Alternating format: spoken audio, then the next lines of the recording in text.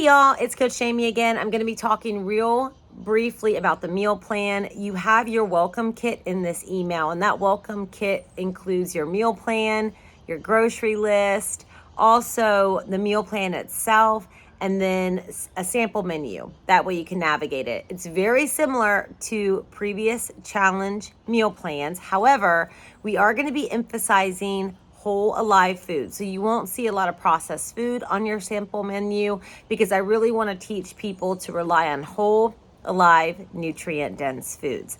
Now, I do want to say this. The goal of this particular challenge is really a reset of healthy behaviors and healthy habits. Y'all know what to do. We just got to get back into doing it. This isn't just about weight loss. This is about changing our lifestyle and really creating those habits and behaviors that we are going to continue to practice over a period of time. And when we do that, that's going to lead to big results. So I don't really want to dive into the particulars, the nitty gritty of the meal plan. I'm going to let you study that. Study the permitted food sheet, the grocery list. That is what you can and can't have. Now, like I said in my prior video on the format of the program, I want you all to shoot for B plus students, meaning you are following this meal plan 80 to 85% of the time. The rest of the time, maybe you're fumbling, you're stumbling, or you're consciously choosing to eat off plan, and that's fine. No shame allowed. Sustainability is really what we're shooting for here. That way we don't have to keep doing resets. We want to create a sustainable lifestyle that's going to work for us. So the meal plan that we are eating, we're going to be eating 80 to 85% of the time for the rest of our life. And the reason why is because these foods are low inflammatory. And inflammation, we know, is the root of all disease. So we want to eat low inflammatory.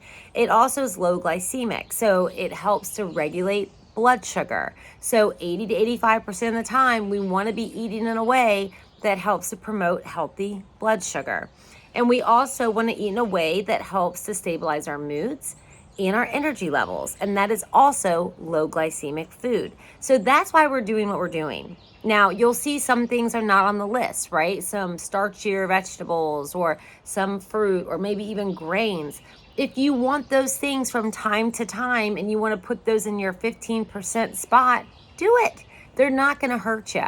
But just know, for some people, grains are very pro-inflammatory, especially if they've got a gluten allergy or a gluten sensitivity or, anything like that. So you want to be very mindful and just check in with your own unique body and see how you're feeling. But I do not want to say any food is good or bad. Now, everybody's goals are different. If your goal is to drop weight, to release some inflammation, maybe you've got some gut issues going on, maybe your stomach is hurting, maybe everything is causing abdominal pain or bloating or cramping, you may want to stay away from grains, also other types of foods that do cause inflammation of the gut. And if that is you, if you are experiencing those things, then reach out to me and we can look at the meal plan and we can talk about a way to eat for the next 28 days that will at least help to mitigate those symptoms.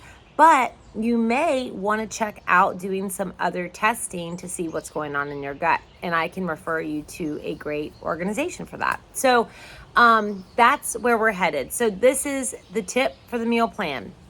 Study it. Study that grocery list. Those are the permitted foods. If you want the best results, reducing inflammation, and if weight loss is your goal, follow that and just keep to that list, okay? And if you have any questions, ask me or Coach Haley. And then the meal plan itself is just a template to show you how it looks, how you can get all your protein in, how you should be getting your vegetables in. And then the meal plan sample are just some ways to organize your meals. If you're just like, how do I do this? How do I do this? Some really good examples there.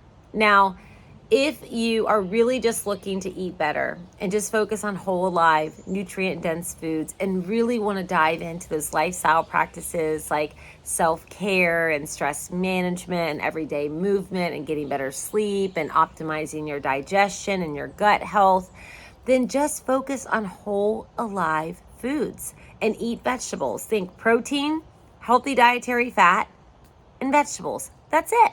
Keep it that simple, people. That's really all we have to do.